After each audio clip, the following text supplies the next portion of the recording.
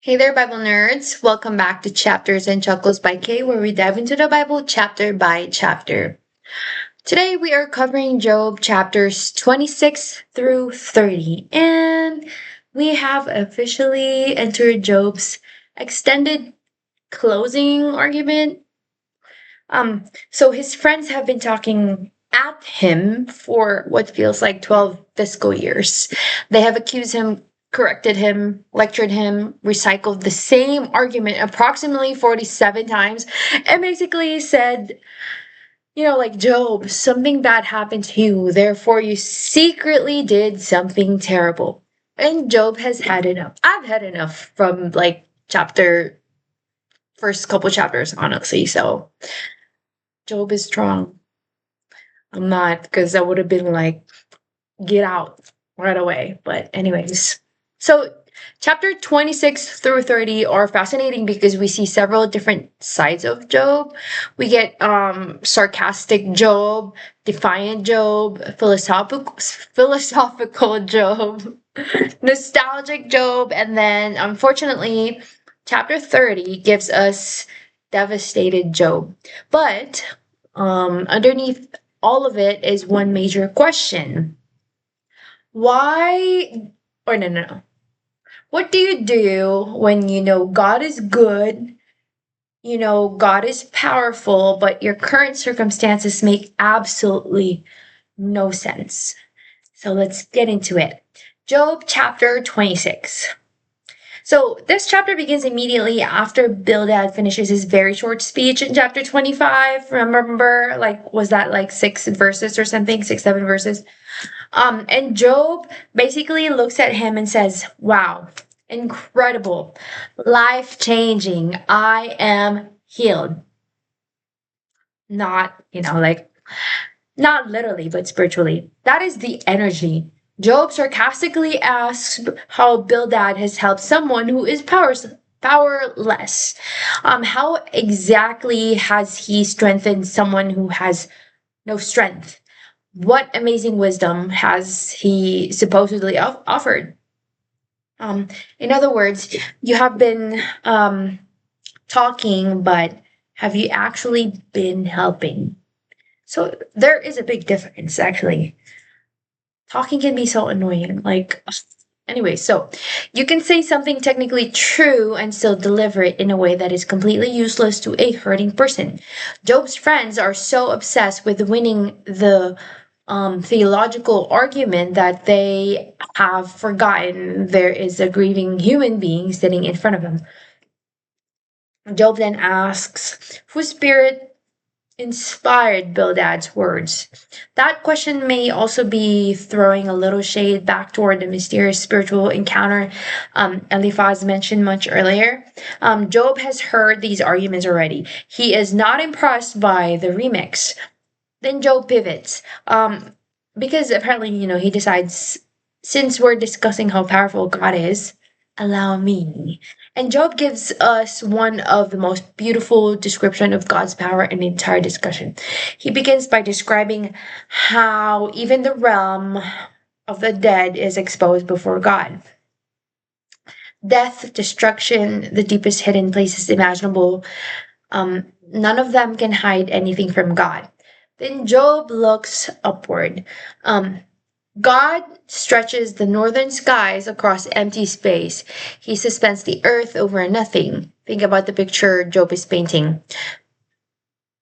No giant creature carrying the world.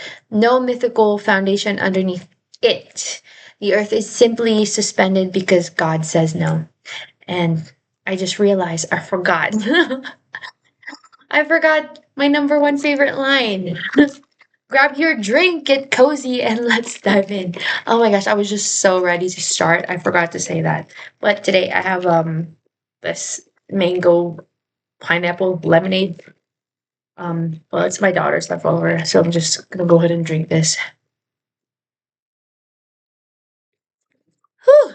Anyways, it was gonna bug me if, in my head if I didn't say that. So, anyways, let's continue.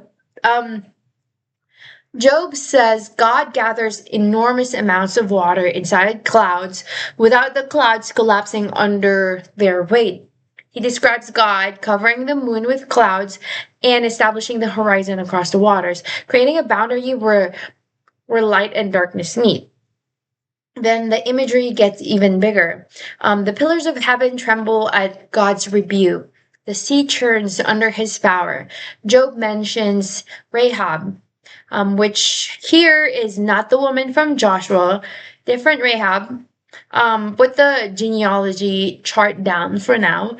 In this poetic context, Rahab represents a great chaotic sea creature of power or power. Job points,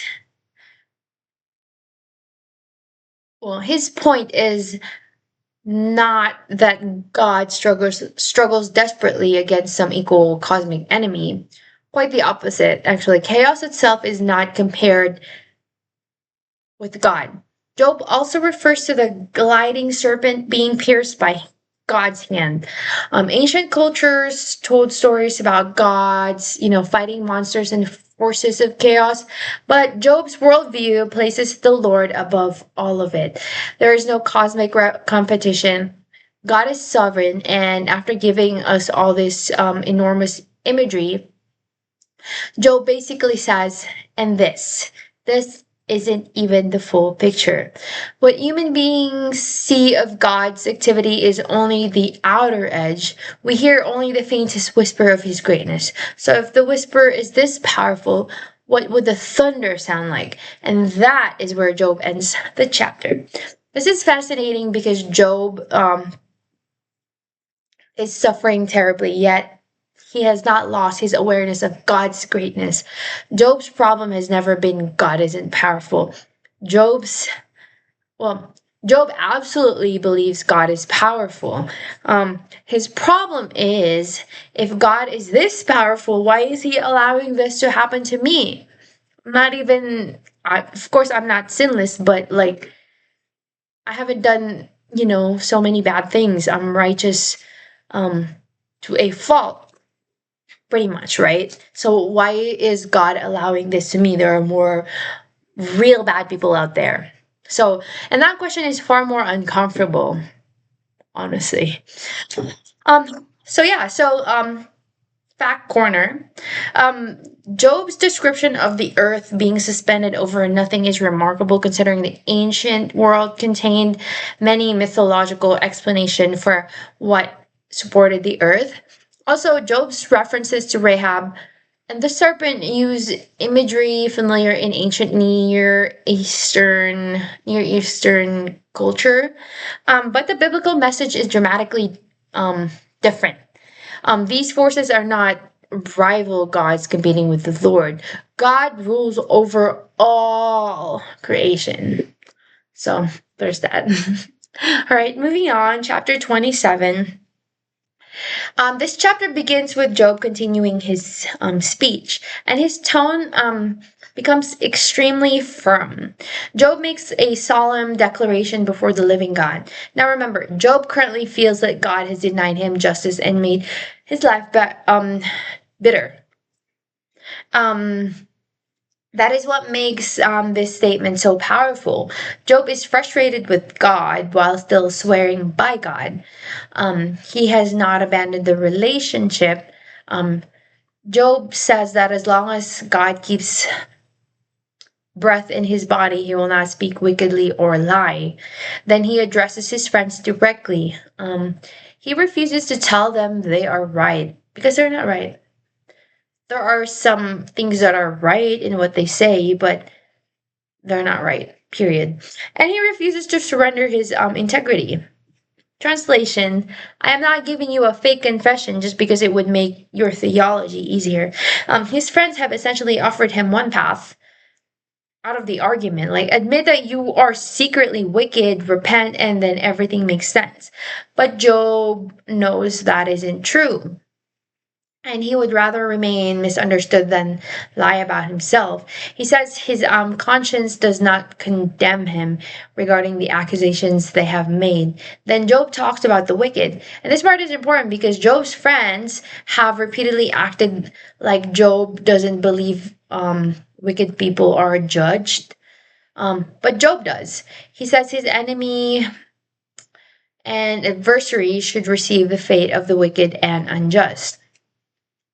He asks what hope a godless person truly has when God finally takes away the person's life. Will the person suddenly have security? Will God listen when trouble comes? Does a godless person truly delight in God or continually call on Him? And notice something, Job is still calling on God after everything that matters. And then Job basically tells his friends, I'll teach you about the power and ways of God. Like, excuse me, Job has taken over the classroom. He points out that they have already seen many of these truths themselves, which makes their foolish conclusions about him even more irritating. Because, like, they should know better, right? But they apparently don't. Then Job gives an extended description of the eventual fate of wicked oppressors. Their children may become numerous, but numbers cannot protect a family from judgment. Some may fall by violence, others may face hunger, those who survive may die, and the devastation may become so severe that normal mourning disappears.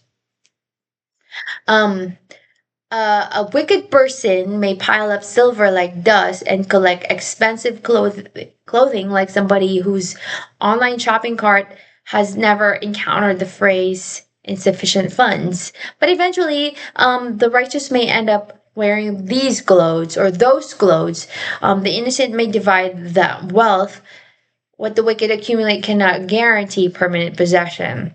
Job compares the wicked person's house to something fragile and temporary, like a moth's shelter and the temporary hut of a watchman.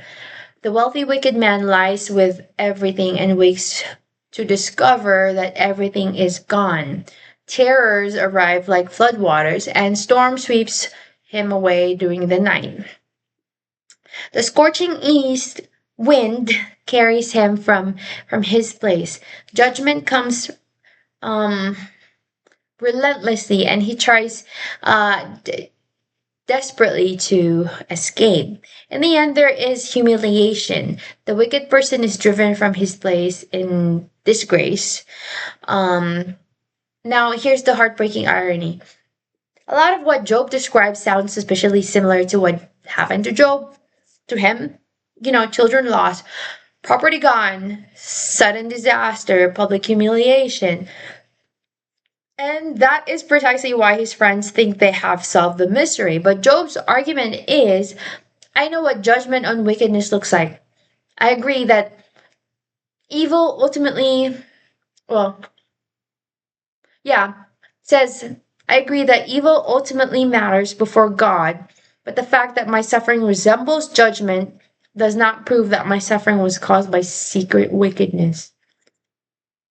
That distinction is basically the entire argument of Job, because he knows that, or maybe he feels that this is happening to him because of some other reason, because he cannot accept the fact that he's a bad person, or like, there's no way this is happening to me because I'm not really a bad person.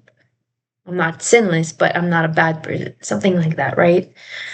Okay, fact corner. So by this point, the debate has essentially collapsed.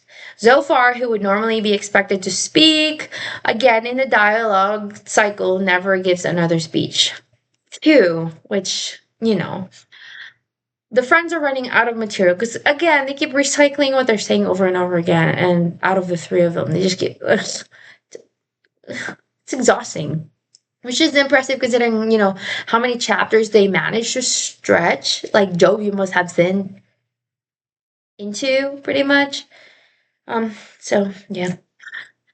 I don't know if that was really a fact, but I just wanted to talk about it. All right, chapter 28.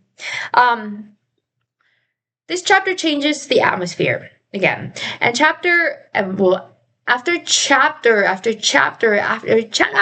arguments, Job suddenly gives us this beautiful meditation about wisdom. And he starts with mining. And stay with me.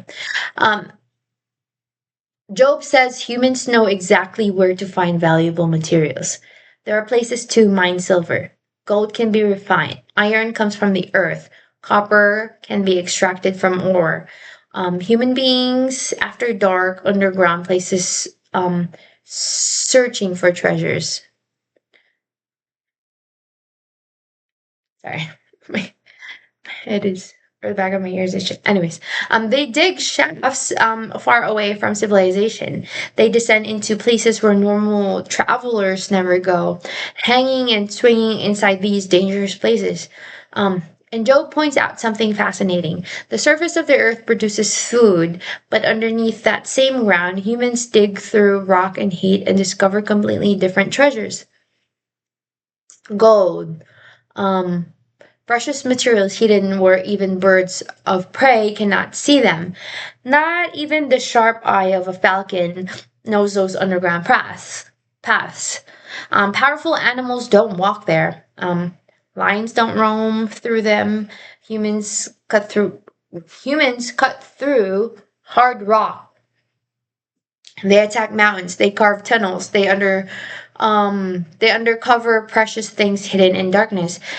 They even redirect or block underground water so they can bring hidden treasures into the light. Human beings are ridiculously determined when we think something valuable is underground. Like ridiculously determined. Um, Tell somebody there may be gold under a mountain, and suddenly they have engineering skills, equipment, a map, 3 permits, snag, and a dream, right? And then Job asks the question that changes everything. But where is wisdom? Humans can locate gold, treasures, whatever. But where do you dig for understanding? Right? Where do you dig? Where do you dig for understanding? People don't even fully understand wisdom's value. It isn't simply lying somewhere in the world waiting to be discovered. The deep says it doesn't have it. The sea says it isn't there either. And then Job starts listing valuables. Gold cannot buy wisdom. Silver cannot purchase it. The finest gold from Ophir cannot equal it.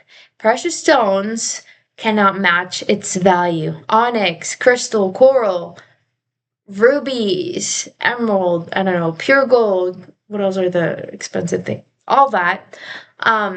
Job keeps going. Basically, he empties the ancient jewelry counter onto the table and says, still not enough. Wisdom cannot be purchased like merchandise. So Job asks again, so where does wisdom come from? It is hidden from ordinary human sight. Even the birds soaring above the earth cannot locate it. Destruction and death have only heard rumors about it. But God knows exactly where wisdom is found because God sees everything. He sees the ends of the earth and everything beneath it. Job points to creation again. God determined the force of the wind. He measured the waters. He established patterns for rain. He made a path for the thunderstorm. God does not merely possess information about creation. He understands how everything fits together. He sees what human beings cannot see, and then comes the conclusion. For humanity, true wisdom begins with reverence for God. To fear the Lord is wisdom, and turning away from evil is understanding. Now, the fear here is not about hiding underneath your blanket because God is scary. It is reverence, taking God seriously, respect, obedience, like recognizing that He is God and you are not, which frankly remains as one of humanity's more difficult ongoing projects. In Tony Evans, I'm going to reference Tony Evans if you know him. He often emphasizes that divine wisdom is different from merely possessing information. Human knowledge is limited because we can only see part of the picture. God's perspective is big and unlimited. So this chapter makes that point beautifully. Human beings cannot become extremely intelligent. We can investigate creation, we can innovate, we can discover, we can analyze, but we cannot reason ourselves into God's complete perspective. Some wisdom must be received from Him. Okay, so um, fun fact corner, whatever, weird corner. Because it hasn't been fun this entire book of Job. Anyways, this chapter contains a surprisingly detailed description of ancient mining technique. So it's actually a kind of a fun fact. So including, like the techniques including shafts, underground darkness, excavating rocks, locating precious materials, or yeah, like minerals and controlling water. This chapter is one of the Bible's greatest wisdom passages. Its conclusion connects closely with themes later emphasized throughout Proverbs. Wisdom begins with the proper relationship to God, and like the fear of God is the beginning of wisdom. Yeah. So, yeah. All right, chapter 29. Um This part hurts in a completely different way. Job stops talking about abstract wisdom and starts remembering his old life. And, nostalgia hits this man like a truck. And, like sometimes, like, even for anybody, like, nostalgia just hits you differently, whether in a good way or a bad way, it depends on that memory. So Job wishes he could go back to the months before everything changed. But notice what he misses first. It isn't his money, livestock, social status. Job misses feeling watched over by God, like being cared for by God. Like he remembers God's light guiding him through darkness. He remembers the intimate friendship, the closeness he felt with God. He remembers the Almighty being near. And then he remembers his children surrounding him. And that one lands differently when you know Job's story. He remembers abundance. His life was so prosperous that he describes paths flowing with cream and rocks producing streams of olive oil. Obviously, this is poetic imagery. Job is saying, there was abundance um, everywhere I looked. Then he remembers going to the city gate. In the ancient world, the city gate wasn't simply where you entered. It functioned as an important place for leadership, decisions, legal matters, and community business. Um, and when Job arrived, everything or everybody knew him, when he arrived at that place, the city gate. Everybody knew him. Young men moved aside, that's like respect. Older men stood also in respect. Leaders stopped talking. Nobles became quiet. Imagine walking to a meeting and every executive suddenly closes the laptop because you arrive and then they stood up, right? Like that was Job. But Job tells us why people respected him. He rescued poor people who cried for help. He defended fatherless children who had nobody else. Those near death blessed him. Widows rejoiced because of his help. Job says righteousness and justice were like clothing he wore. It was easy to him because he had abundance, right? So it was easy to give. It was easy to do all of these things because he was so capable. Like he became eyes for the blind, feet for the people who could not walk, a father to the needy. He investigated cases involving strangers instead of ignoring people simply because he didn't know them. And, when wicked people preyed on others, Job intervened. He describes breaking the fangs of the wicked and rescuing victims from them. So this was not simply a rich man who enjoyed being important. Job used his influence to protect vulnerable people. He used what we had. No, what he used what he had to help. Because that's how you're supposed to do. Even when you have little, still try to give. Don't keep it to yourself. And he had a lot, so he had a lot to give. He used all his resources to for everything to help everybody who are in need. Um, then Job reveals what he assumed his future would look like. He thought he would eventually die peacefully at home after a long life. He imagined himself like a healthy tree whose roots constantly reach water and whose branches receive fresh dew. His strength would remain, his reputation would continue, his abilities would stay renewed.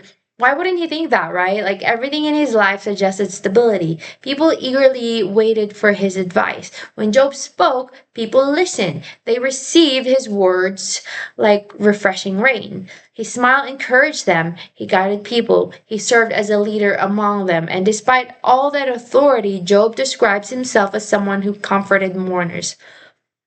That may be one of the saddest lines in the chapter, because the man who once comforted mourners is now the mourner, mourning himself.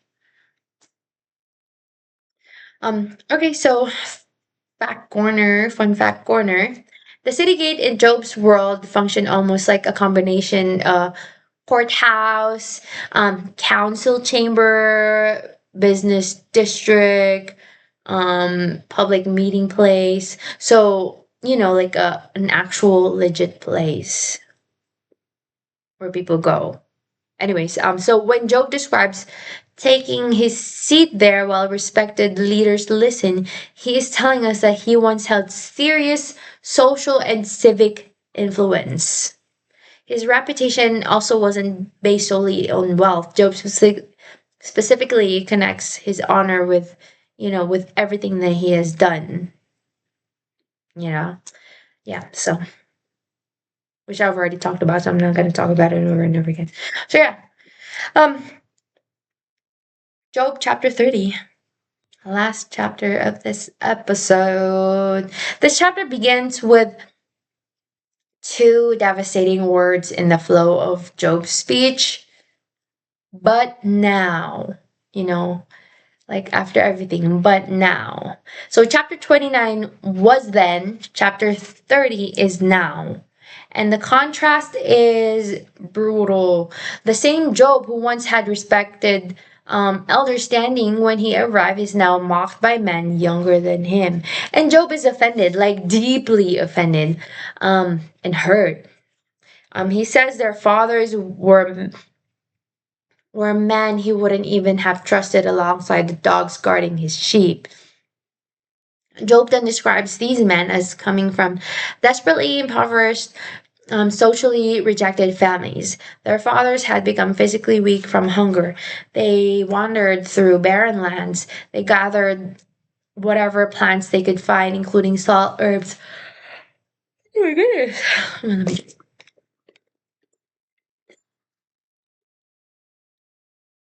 Ooh, very sour. Oh, where was I? So salt, herbs, and broom roots just to survive.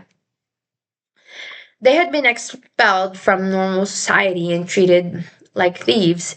They lived in dry stream beds, caves, holes, and among rocks.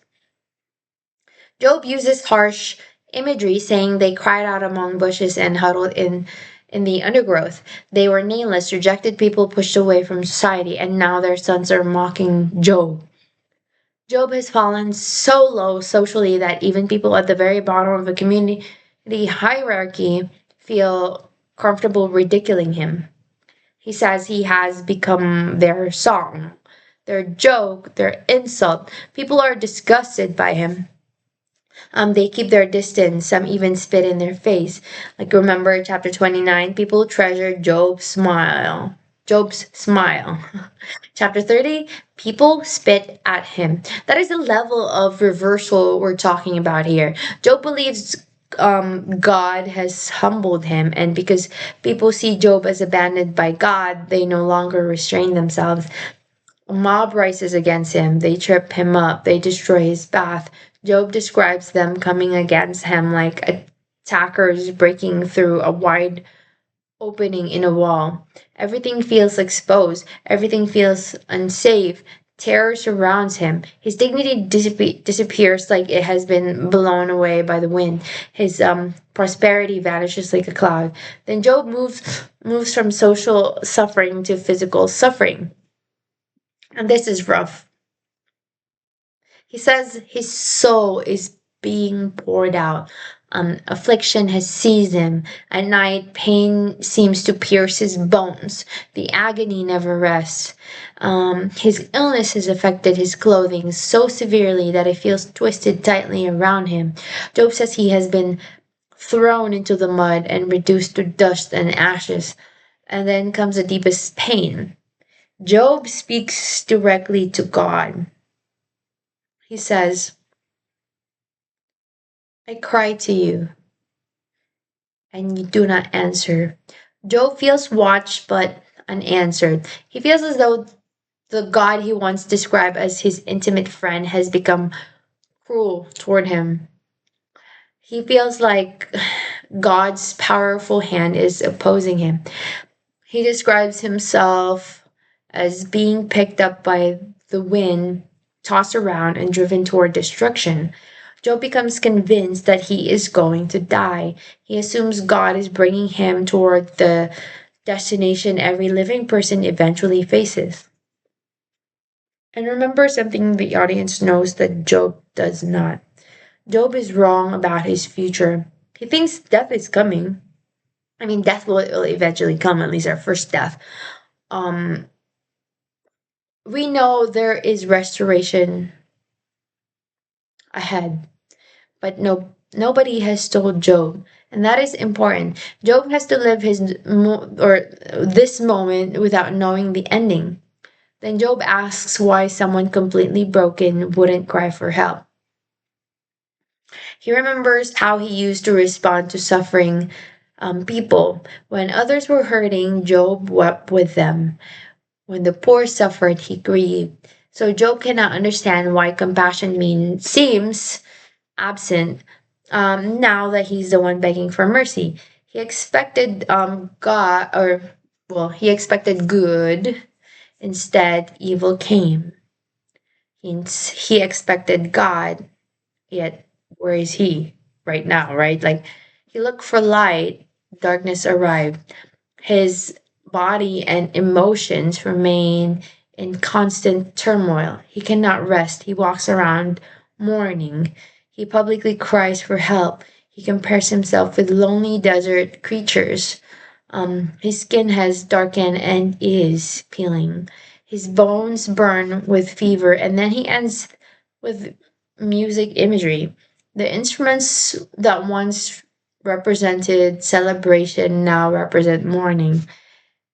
His harp has become an instrument of grief. His flute accompanies weeping. This chapter does not tie this suffering up with with a cute inspirational bow, because real grief rarely cooperates like that. Job is still hurting. God is still silent, and Job still doesn't know why. Okay, so I don't have any fact corner or whatever for this one. All right. So Job is not finished, right? We haven't heard him defend his understanding of God. We have heard him defend his integrity. We have heard him explain wisdom. We have heard him remember everything he lost, and we heard him describe exactly how miserable his life has become. But Job has one more thing to do. So in the next chapter, he is about to present his final case. And when I say final case, I mean this man is about to pull out the spiritual receipts. Job is going to walk through his private life, his relationships, his treatment of women, employees, poor people, strangers, money, enemies, land, justice. He's about to get even more specific. Like, like basically saying, like, since y'all insist on secretly living foul, let's audit the whole life. And after Job finishes, somebody new has been sitting quietly through this entire debate. His name is Elihu. He is younger. He has been listening, and apparently he has been getting progressively angrier while these grown men argue for 30 chapters. Because once Job finishes speaking, Elihu, his thoughts, a lot of them. And that is Job chapters 26 through 30. Thank you for hanging out with me for another episode of Chapters and Chuckles. Um, Keep reading your Bible, keep asking questions, keep seeking wisdom from the one who actually knows where to find it. And please, for the love of everything holy, if your grieving friend is sitting in ashes, maybe don't begin your comfort speech with accusations. We have now had approximately 30 chapters proving that this, strategy isn't effective. So, just be there, just listen. You don't have to say anything. I'll see you in the next episode as we finish Job's final defense and prepare for Elihu to enter the chat. Until next time, bye. Peace.